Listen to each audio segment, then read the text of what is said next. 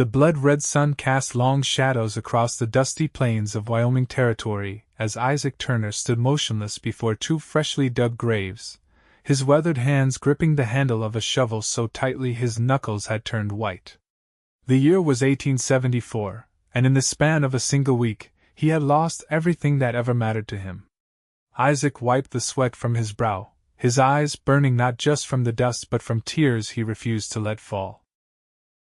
His beloved horse Samson lay wrapped in burlap in the second grave, positioned right beside where he'd buried his wife Sarah just 3 days prior. The smallpox that had taken her had come swift and merciless. Samson had been with him for 12 years longer than his marriage and had collapsed that morning after carrying him back from town, the loyal animal's heart finally giving out. They deserved better than this, he whispered to the empty prairie. Both of them. The wind carried his words away as he began shoveling the dry earth over Samson's body. The steady rhythm of the shovel hitting dirt was the only sound for miles, save for the occasional distant cry of a hawk. With each pile of soil that fell, Isaac felt like he was burying pieces of himself. As the sun began to set, casting the prairie in shades of orange and purple, Isaac noticed a small cloud of dust on the horizon. Someone was approaching. He paid it little mind, continuing his solemn task until the sound of wagon wheels grew close enough that he had to acknowledge it. A small wagon pulled by a tired-looking mule came to a stop about 20 yards from where he stood. A woman sat at the reins, her face partially hidden beneath a wide-brimmed hat. She didn't immediately speak, just watched him for a long moment before climbing down. "Evening," she finally said, her voice soft but steady. "I don't mean to intrude on your grief." Isaac nodded slightly but didn't respond. The last thing he wanted was company, especially from a stranger. "My name is Clara Hayes," she continued, taking a few cautious steps forward. "I'm looking for the Turner homestead. I was told in town it was this way." Isaac's shovel paused mid-swing. "You found it," he said flatly. "Though there ain't much of a homestead left to speak of." Clara removed her hat, revealing auburn hair tied back in a practical braid. Her face was lightly freckled, her eyes a clear hazel that reflected the fading sunlight. She wasn't young, maybe 30 or so, but there was a youthful energy about her that seemed out of place against the backdrop of grief that surrounded Isaac. "You're Isaac Turner?" she asked, her gaze shifting to the graves. Understanding softened her features. "I'm sorry. I can see I've come at a terrible time." "There's no good time anymore, madam," Isaac replied, resuming his digging. "What business do you have here?" Clara hesitated, clutching her hat to her chest. "I was a friend of Sarah's. From back east. We corresponded by letter for years. When I stopped receiving replies, I worried something had happened." Isaac stopped digging again, this time planting the shovel in the dirt and leaning on it. "Sarah never mentioned any Clara." A sad smile crossed her face. "She called me Clary in her letters. She said you were building a life out here. That someday she'd convince you to visit Pennsylvania so I could meet the man who'd stolen her heart." The nickname hit Isaac like a physical blow. Sarah had indeed mentioned a Clary in her letters she would read aloud to him by lamplight during the long winter evenings. The realization that this woman had traveled all this way only to find Sarah gone was just another cruel twist of fate. "Well," Isaac said, his voice rough, "she's gone. Took sick last week. Nothing the doctor could do." Clara's composure cracked just slightly, her eyes filling with tears. "And the horse?" she asked, nodding toward the second grave. "Samson. Had him longer than I knew Sarah. Died this morning. Seemed fitting they should rest side by side. Only two things in this world I ever truly loved." Clara nodded, then surprised Isaac by walking to where an extra shovel leaned against his wagon. Without a word, she picked it up, removed her gloves, and began to help him fill the grave. "Madam, that's not necessary," Isaac protested. "I've come too late to say goodbye to my friend," Clara said simply. "At least let me help lay her and your faithful companion to rest." They worked in silence as the stars began to appear overhead. When the grave was filled, Isaac fashioned a crude cross from pieces of wood he'd brought for that purpose, marking both graves. Clara stood beside him as he hammered them into place. "Did she suffer?" Clara asked quietly.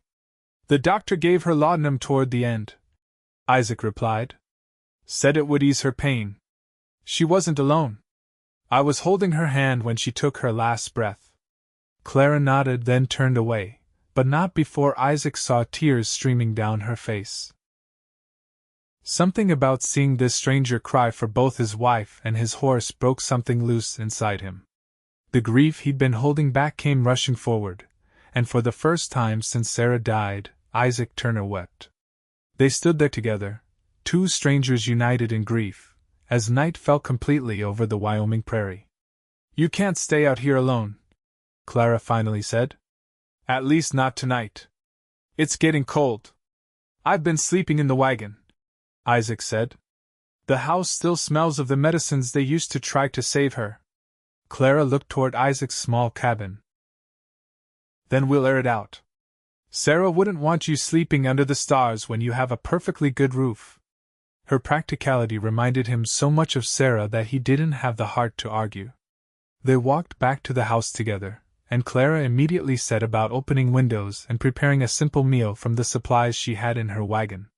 As they sat at the table eating beans and hardtack by the light of a single oil lamp, Isaac studied this woman who had appeared out of nowhere. "How long are you planning to stay in the territory?" he asked. Clara looked thoughtful.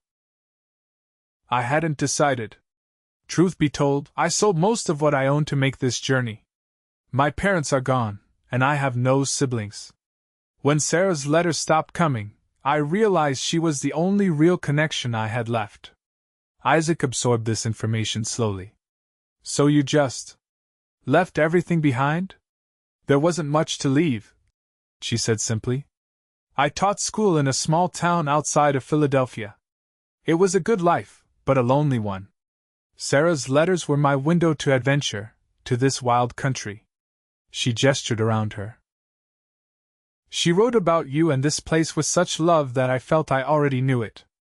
This land isn't kind to those who don't know its ways," Isaac warned. "And it's even less kind to women on their own." Clara met his gaze steadily. "I'm tougher than I look, Mr. Turner. And I'm quick to learn." The conversation lapsed into silence. After they finished eating, Clara insisted on cleaning up while Isaac went outside to check on the animals. When he returned, he found her sitting in Sarah's rocking chair, one of his wife's shawls wrapped around her shoulders, her eyes closed.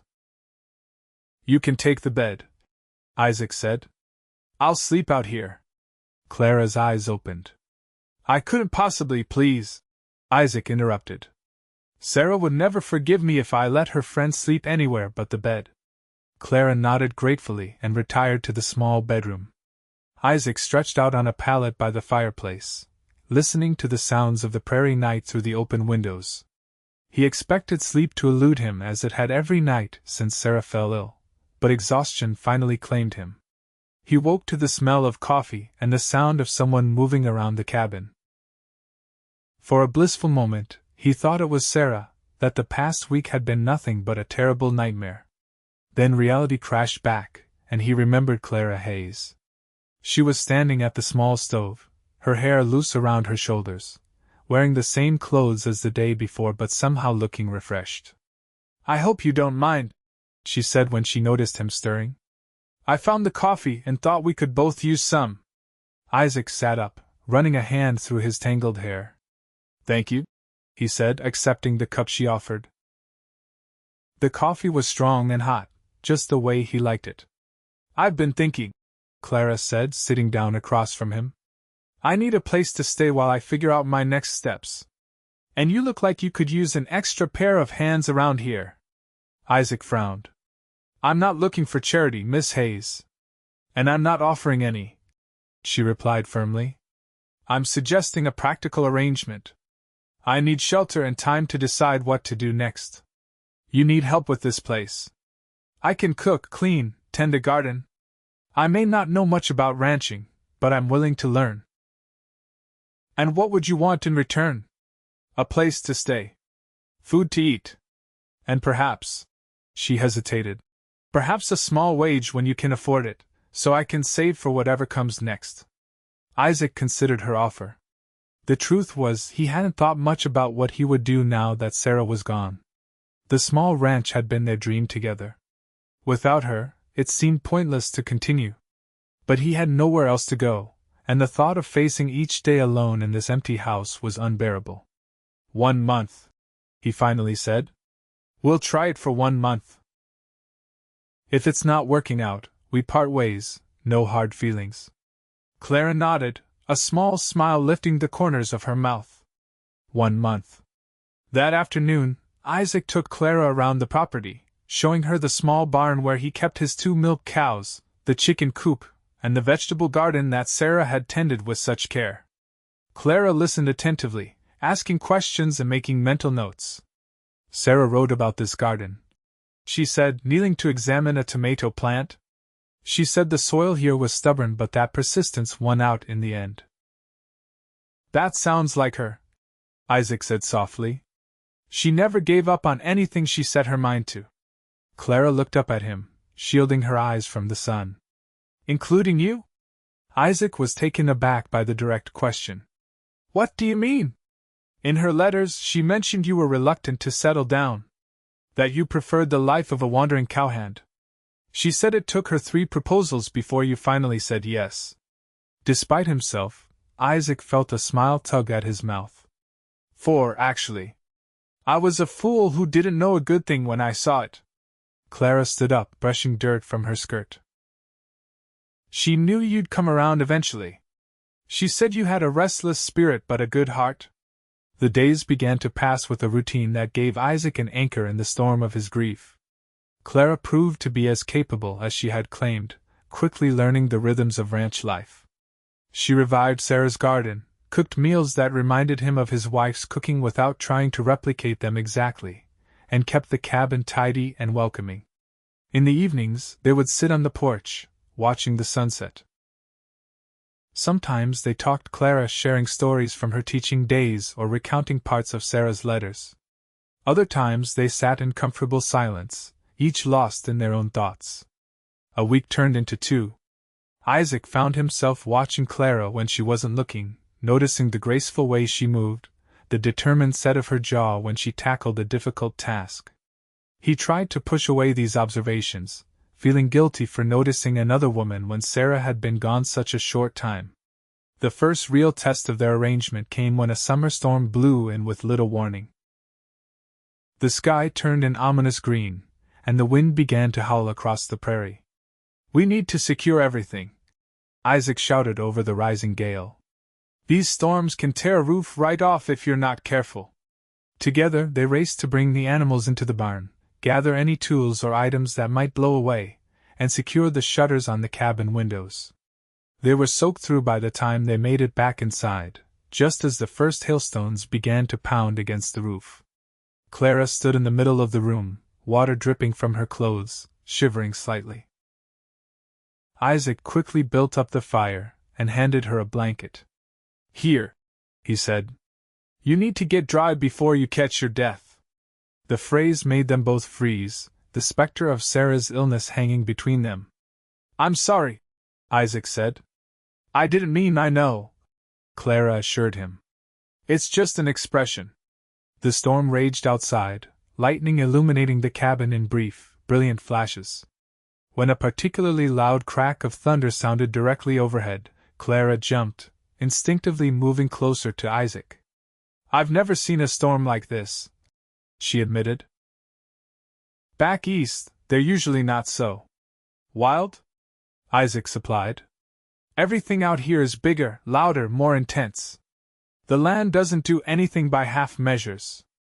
Clara nodded, pulling the blanket tighter around her shoulders. Neither did Sarah. That's why she loved it here. She wrote that the frontier matched her spirit, untamed and full of possibility. Isaac felt a lump form in his throat. She was the brave one. I just followed where she led. The confession hung in the air between them. Clara reached out hesitantly, placing her hand on his arm. She'd want you to keep going, she said softly. To find new possibilities. Isaac looked down at her hand, then up into her eyes. For a moment, he thought he might do something reckless like cover her hand with his own, or worse, pull her into his arms. Instead, he stepped away, moving to check that the windows were secure. "We should try to get some sleep," he said, his back to her. "Storm might last all night." The next morning dawned clear and fresh, the storm having washed everything clean. Isaac found Clara already outside, assessing the damage. "The chicken coop lost some boards," she reported when she saw him. "And that big old oak by the creek got split by lightning. But otherwise, we fared better than I expected." "We?" Isaac repeated, the words sounding strange and right all at once. Clara blushed slightly. "I just meant the property." "Your property?" Isaac nodded, not trusting himself to speak. They spent the day making repairs, working side by side with an ease that felt both comfortable and dangerous. As the 1-month mark approached, Isaac found himself dreading the conversation that loomed on the horizon. He had grown accustomed to Clara's presence, the sound of her humming as she worked, the smell of bread baking in the oven, the way she left books open on the table, always in the middle of 3 different stories at once. One evening, as they sat on the porch watching fireflies rise from the tall grass, Clara broke the silence. "Tomorrow marks a month," she said quietly. Isaac nodded, his eyes fixed on the distant horizon. "It does. I've been thinking about what comes next," Clara continued. "I could try to find work in town. Mrs. Peterson at the general store mentioned they might need help, and I hear the school is looking for a teacher for the fall term." Isaac felt a cold weight settle in his stomach at the thought of Clara leaving. "You don't have to go," he said, the words coming out more abruptly than he intended. Clara turned to look at him, her expression cautious. "Our arrangement was for 1 month. It's working, isn't it?" Isaac asked. "You've been a help around here. More than a help. I don't know what I would have done these past weeks without you." A small smile played at the corners of Clara's mouth. "Are you offering me a position, Mr. Turner?" "I'm asking you to stay," Isaac said simply. "For as long as you want." The weight of his words hung between them. They both knew he was offering more than just employment, even if either was ready to name it. "I'd like that," Clara finally said. "To stay, I mean." Relief washed over Isaac, followed quickly by guilt. It had been just over a month since he'd buried Sarah.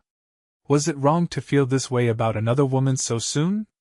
Would Sarah understand, or would she see it as a betrayal? As if reading his thoughts, Clara added, "We can take things slowly, Isaac. Day by day. There's no rush." Isaac nodded gratefully. "Day by day sounds good." The summer passed in a blur of work and quiet companionship. Clara proved to be as resilient as she had claimed, learning to ride, to milk the cows, even to help with the small herd of cattle Isaac kept on the north pasture. Her skin tanned under the prairie sun, and her hands grew callous from work, but she never complained. They established a routine that worked for both of them, giving each other space when needed while sharing meals and evenings together. They were careful to maintain certain boundaries. Clara kept to Sarah's bedroom while Isaac continued to sleep in the main room. As summer gave way to fall, a change came over the land. The grass turned golden, and the days grew shorter. Isaac realized with some surprise that the raw wound of his grief had begun to heal. He still missed Sarah, would always miss her, but the pain was no longer debilitating. One crisp October morning, Isaac was chopping wood when he saw a rider approaching from the direction of town. As the figure drew closer, he recognized Tom Wilson, who owned the neighboring ranch. "Morning, Isaac," Tom called as he reined in his horse.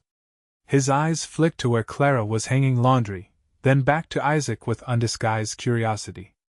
"Tom," Isaac acknowledged with a nod. "What brings you out this way?" "Passing through on my way back from town. Thought you might want to know there's talk of a rough bunch causing trouble up north. Might be heading this way." Isaac frowned. "What kind of trouble?" "The usual. Stealing livestock, harassing homesteaders." Word is they're former soldiers who couldn't settle back into civilian life after the war. Isaac nodded grimly. He'd heard of such men broken by what they'd seen and done during the conflict, unable to find peace in a world that had moved on without them. Appreciate the warning, he said. I'll keep an eye out. Tom's gaze drifted back to Clara. Also wanted to see if the rumors were true. Folks in town say you've taken in a woman. Isaac's jaw tightened. Miss Hayes was a friend of Sarah's. She's helping around the place. Tom raised his hands in a placating gesture. No judgment here, Isaac.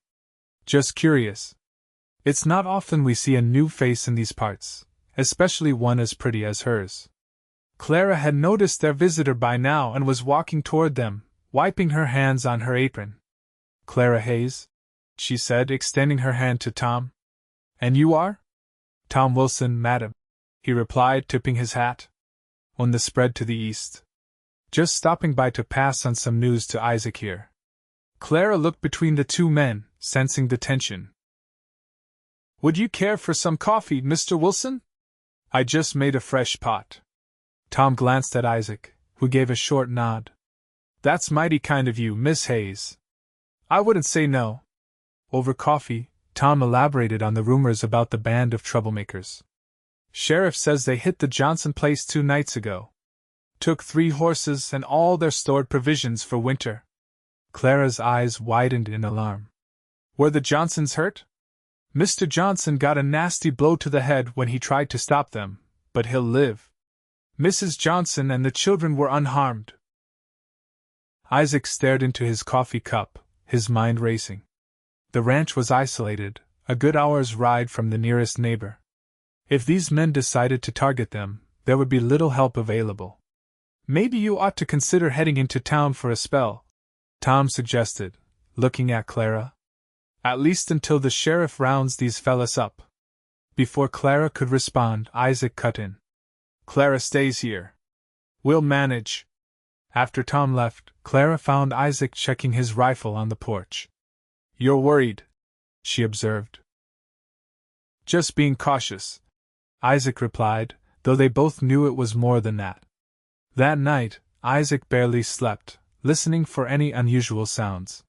He had positioned the rifle within easy reach and checked the locks on all the doors and windows twice before lying down. The next day passed uneventfully, but the sense of unease remained. Isaac found himself watching the horizon frequently, starting at unexpected noises. Clara tried to maintain their normal routine, but he could see the worry in her eyes. 3 days after Tom's visit, they were sitting down to supper when they heard the sound of approaching horses, too many for a casual visit. Isaac was on his feet in an instant, grabbing his rifle. Stay inside, he ordered Clara. Lock the door behind me. Isaac. Please, Clara. I can't worry about you and deal with them at the same time. She nodded reluctantly, following him to the door and bolting it after he stepped onto the porch. 4 riders had stopped about 50 yards from the house. Even in the fading light, Isaac could see they were rough-looking men, unshaven and dirty. One of them, clearly the leader, nudged his horse forward. Evening, he called. Hoping you might spare some food and water for weary travelers. Isaac kept his rifle pointed at the ground, but his finger rested near the trigger. There's a town about 10 miles south. They've got a hotel and a restaurant. The man smiled, but it didn't reach his eyes. Now that's not very neighborly. We've been riding hard all day. This isn't a way station, Isaac replied firmly. Move on. The leader's smile disappeared. We saw your cattle in the north pasture. Fine-looking animals. And is that a woman I see peeking through the curtains? He chuckled darkly. Seems you've got plenty to share, friend. Isaac raised his rifle, aiming it directly at the man's chest. I'm not your friend. And I'm not asking again. Move on. The standoff lasted for what felt like an eternity. Finally, the leader shrugged. We'll be on our way then. For now. As they rode off, Isaac maintained his position on the porch until they were out of sight. When he finally came back inside, he found Clara white-faced but composed. They'll be back, she said softly. Isaac nodded grimly. Yes, they will. That night, they took turns keeping watch. Isaac insisted Clara take the first sleep while he sat by the window, rifle across his lap. When she tried to protest, he silenced her with a look that brooked no argument. I couldn't protect Sarah from the fever, he said quietly. But I can protect you from them. Clara's expression softened. She crossed the room and, to Isaac's surprise, pressed a gentle kiss to his forehead. We'll protect each other, she whispered before retreating to the bedroom. The riders didn't return that night, nor the next day. By the third day, Isaac had begun to hope that perhaps they had decided to seek easier targets. Then, as dusk was falling, they heard the sound of gunshots from the direction of the north pasture. Isaac grabbed his rifle and hat. Stay here. Bolt the door. Don't open it for anyone but me. Isaac, no, Clara protested. It's what they want to separate us. It's a trap. If I don't go, they'll slaughter the entire herd, Isaac replied. We need those cattle to get through the winter. Clara grabbed his arm. Then I'm coming with you. Absolutely not. I can't shoot, she insisted. Sarah taught me. She wrote me about it, how you showed her to handle a rifle when you first came out here. Isaac stared at her in surprise. Sarah taught you? In her letters, Clara clarified.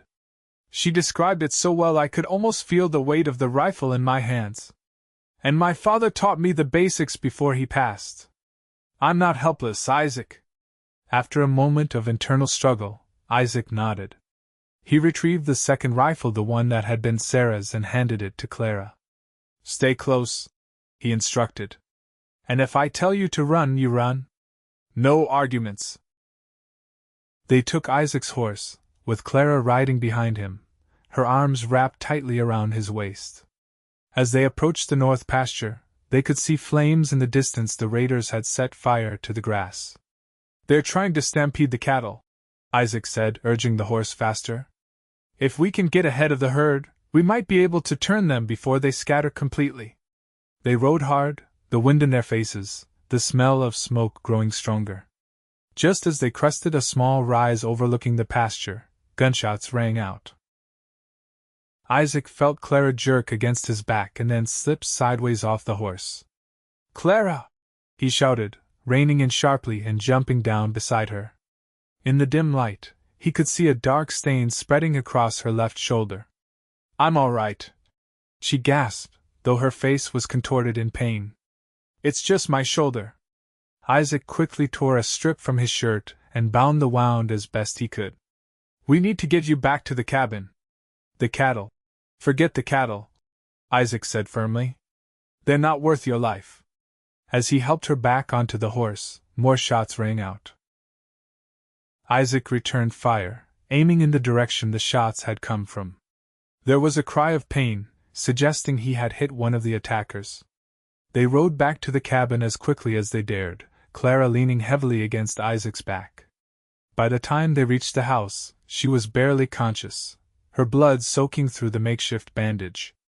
Isaac carried her inside and laid her gently on the bed. Working quickly, he cut away her blood-soaked shirt to expose the wound. The bullet had gone clean through her shoulder, missing any vital areas but leaving a nasty wound that was still bleeding steadily. Stay with me, Clara, he murmured as he cleaned the wound with whiskey, causing her to cry out in pain. I know it hurts, but you need to stay awake. Her eyes fluttered open, focusing on his face with effort. They'll come here next, she whispered. Let them, Isaac said grimly. I'll be ready. He finished bandaging her shoulder, then gave her a small amount of laudanum for the pain. As he turned to leave, her hand caught his. Don't leave me, she pleaded, her voice small. Isaac hesitated, torn between staying with her and preparing for the inevitable attack. I need to secure the house, he explained gently. I'll be right outside.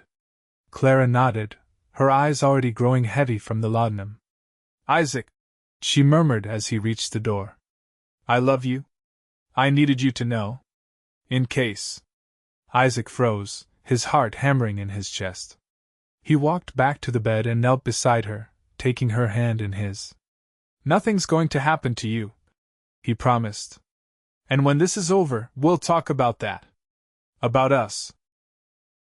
A small smile curved Clara's lips before she drifted into a pain-induced sleep. Isaac worked quickly, barricading the windows and positioning furniture to provide cover. He loaded both rifles and his revolver, placing them strategically around the cabin. Then he settled in to wait, his mind racing with thoughts of Clara's confession and what it meant for their future if they had won. The attack came just before dawn, when the world was at its darkest. The first warning was the smell of smoke. They had set fire to the barn. Isaac positioned himself at a window, watching as 4 shadowy figures approached the cabin from different directions. "Come out, rancher," the leader called. "We don't want to hurt the woman, but we will if you make us burn you out." Isaac remained silent, tracking the closest man through his rifle sights. "Have it your way," the leader shouted when no response came. The men opened fire, bullets splintering the wooden walls and shattering what few glass windows the cabin had. Isaac waited until one of the attackers moved into a better position, then fired. The man fell with a cry of pain. The gunfight continued sporadically through the early morning hours. Isaac managed to hit another of the attackers, but the remaining 2 kept him pinned down with constant fire. The smoke from the burning barn had grown thicker, and Isaac knew it was only a matter of time before they set fire to the cabin as well. He was down to his last few bullets when he heard a commotion outside, shouts, then more gunfire, but not directed at the cabin. Isaac risked a glance out the window and saw a group of riders engaging the remaining attackers. "Turner!" a familiar voice called. "It's Wilson." "Are you alive in there?" "Still breathing," Isaac shouted back. "Clara's hurt." The gunfire outside ceased. A few minutes later, Tom Wilson approached the cabin cautiously. "It's over, Isaac. We got the last of them." Isaac unbarricaded the door and stepped onto the porch, rifle still in hand. Tom stood there with 5 other men from neighboring ranches. "How did you know?" Isaac asked. "We saw the smoke from your barn," Tom explained. "Figured those troublemakers had circled back this way." Isaac nodded his thanks, then turned back to the cabin. "I need to check on Clara." He found her awake, trying unsuccessfully to sit up. "Is it over?" she asked, her face pale from blood loss but her eyes clear. "It's over," Isaac confirmed, sitting on the edge of the bed. Tom Wilson and some of the neighbors showed up just in time. Clara sank back against the pillows, relief washing over her features. "The barn? Gone. Probably some of the livestock too. But we're alive." He took her hand, his thumb gently stroking her palm. "That's what matters." Clara's eyes searched his face. "About what I said before. Did you mean it?" Isaac asked quietly. A faint blush colored her cheeks. "Yes. But I know it's too soon after Sarah. I shouldn't have." Isaac leaned down and pressed his lips gently to hers, silencing her doubts. When he pulled back, there were tears in his eyes. "I think I've been falling in love with you since the day you showed up and helped me bury Samson," he confessed. "I felt guilty about it. Still do sometimes. But Sarah would want me to be happy. She'd want us both to be happy." Clara reached up to touch his face, her fingers tracing the line of his jaw. "She would. She told me once in a letter that love isn't a finite resource. That having more people to love just makes your heart grow bigger." "That sounds like her," Isaac said with a sad smile. "Always wiser than me." The following weeks were a time of rebuilding both the ranch and their lives together. Clara's shoulder healed slowly but steadily, and the community rallied around them, helping to rebuild the barn and replace some of the lost livestock. As winter settled over the prairie, bringing with it short days and long, cold nights, Isaac and Clara found warmth in their growing love for each other. They still spoke of Sarah, sharing memories and stories, keeping her presence alive in their hearts even as they built something new together. On Christmas Eve, With snow falling gently outside the cabin windows, Isaac knelt beside Clara's chair and took her hands in his. "I don't have much to offer," he said, his voice rough with emotion. "The ranch is still recovering, and the future is uncertain. But I know that I love you, Clara Hayes, and I want to face that future with you by my side. Will you marry me?" Clara's eyes filled with tears as she nodded, unable to speak for a moment. Finally, she whispered, "Yes, Isaac. Yes." They were married on the first day of spring, in a simple ceremony attended by their neighbors. Clara wore a dress she had sewn herself, with wildflowers in her hair. Isaac stood tall in his best shirt, his eyes never leaving her face as they spoke their vows. After the ceremony, as the guests celebrated with food and music, Isaac took Clara's hand and led her away from the gathering. They walked together to the 2 graves marked with wooden crosses, now weathered by a year of sun and rain. "I wanted them to be part of today," Isaac explained, his voice thick with emotion. Clara squeezed his hand. "They are," she assured him. "They always will be." Isaac knelt and placed a small bouquet of early spring flowers on Sarah's grave, then another on Samson's. "Thank you," he whispered to the crosses, "for everything you gave me. For leading me to her." Clara knelt beside him, tears streaming freely down her face as she placed her hand on Sarah's grave. "I'll take care of him," she promised softly. "And I'll love him every day, just as you did." They stayed there for a long moment, honoring the past while embracing their future together. As they walked back toward their home and the new life awaiting them, Isaac looked back once more at the 2 graves, side by side for eternity. "The cowboy buried his horse beside his wife," he said quietly, "and the widow cried for them both." Clara leaned her head against his shoulder. "But she found love again," she added. "Just as you did." Isaac pulled her close, placing a gentle kiss on her forehead. "Just as we both did," he corrected. "And that's the greatest gift they could have given us." Hand in hand, they walked back to their home and the celebration of their new beginning, carrying with them the memories of those they had lost and the promise of the love they had found.